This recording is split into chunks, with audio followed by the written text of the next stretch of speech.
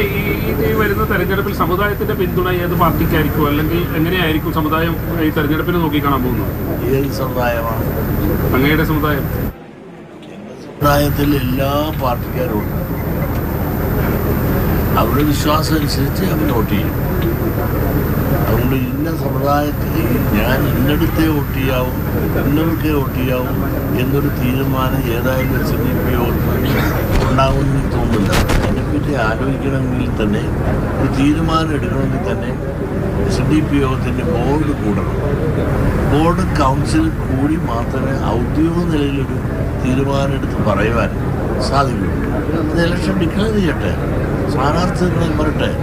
ആ സ്ഥാനാർത്ഥികളെല്ലാം കഴിഞ്ഞ ശേഷം ഞങ്ങൾ ഞങ്ങളുടേതായ ബോഡി കൂടി ചർച്ച ചെയ്ത് അപ്പോൾ അഭിപ്രായം പറയും. ഈ ശബരിമല സ്വർണ്ണക്കൊള്ളയിലെ ഇപ്പൊ UDF നേതാക്കളിലേക്കൊക്കെ അന്വേഷണം പോകുന്നുണ്ട്. പല ആളുകൾ ഇന്നലെ കണ്ടില്ല, UDF കൺവീനറൊക്കെ ചോദ്യം ചെയ്യാൻ വിളിച്ചു വരുത്തിയിരുന്നു.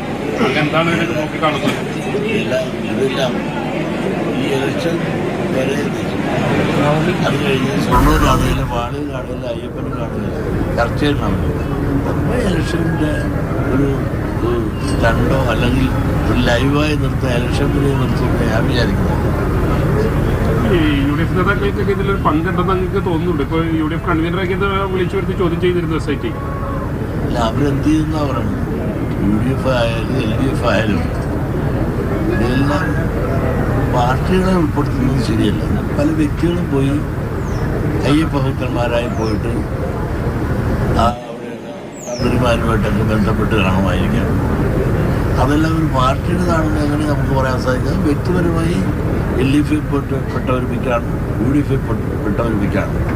അത് വ്യക്തിപരമായി അവരെ തേജോവധത്തിയെ ഈ ഇലക്ഷൻ സമയത്ത് ഉപയോഗിക്കുന്നു എന്നുള്ള കഴിഞ്ഞിട്ട് മറ്റൊന്നുള്ളതായിട്ട് എനിക്ക് തോന്നുന്നു. സർക്കാർ അത് പ്രയോജനപ്പെടുത്തുന്നതായിട്ടാണ് അങ്ങേക്ക് തോന്നുന്നത് അല്ലേ? പരസ്പരം അറിയുന്നുണ്ട് അയ്യപ്പൻ്റെ പേര്.